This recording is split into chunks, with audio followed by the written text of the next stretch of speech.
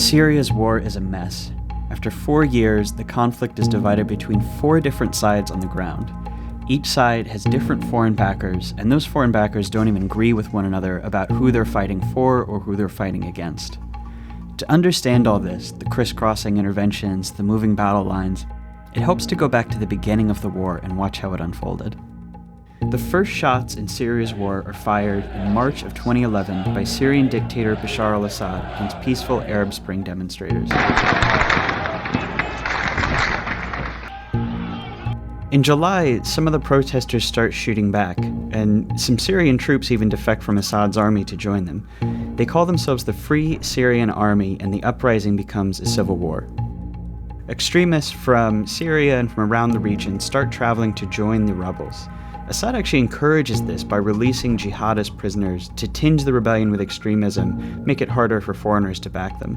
In January of 2012, al-Qaeda forms its new branch in Syria called Jabhat al-Nusra. Also around then, Syrian Kurdish groups who've long sought autonomy take up arms and de facto secede from Assad's rule in the north. That summer is when Syria becomes a proxy war.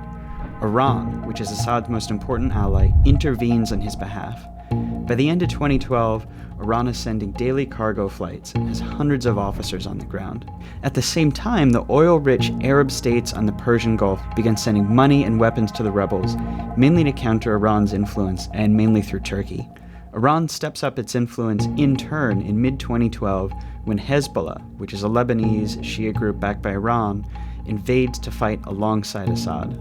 The Gulf states respond by sending even more money and weapons to rebels, Saudi Arabia really leading the effort at this point, and this time going a lot through Jordan, who also opposes Assad. And by 2013, the Middle East is divided between generally Sunni powers on one side supporting the rebels and Shias on the other side supporting Assad.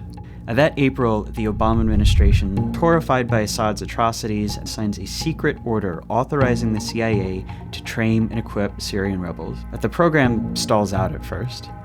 At the same time, the US quietly urges the Arab Gulf states to stop funding extremists, but their requests go ignored. In August, Assad uses chemical weapons against civilians in the town of Ghouta.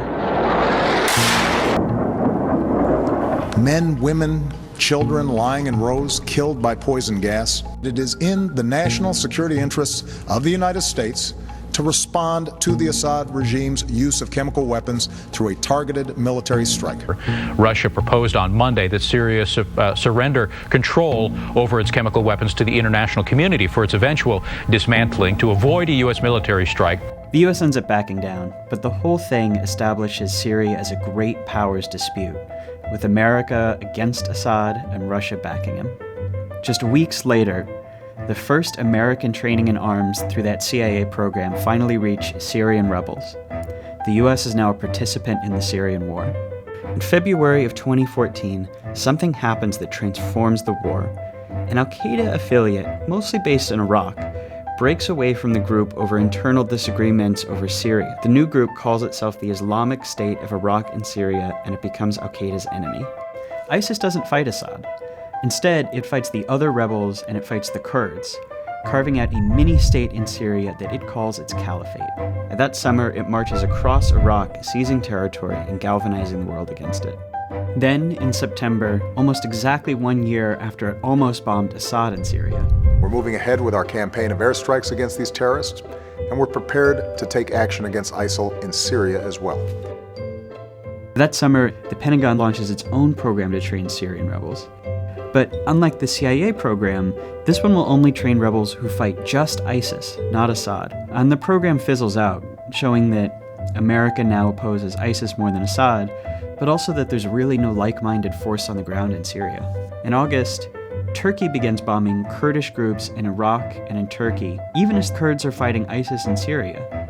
Turkey also doesn't bomb ISIS in Syria. All of this deepens tension with the US over this question of whether they need to treat Assad or ISIS the primary enemy, and creates a lot of confusion among the Kurds about where the US stands. Now, Assad has been losing ground all this time, to ISIS, to the rebels, and in September of 2015, Russia intervenes on his behalf. Russia says it's there to bomb ISIS, but in fact it just bombs the anti-Assad rebels, including some rebels who are backed by the US. So as it stands now, There are lots of different groups and outside countries involved in Syria's war, and even among allies there are big disagreements about who their enemies are, who to support, and how to do it. And those contradictions are a big part of why, for this war, there is just no end in sight.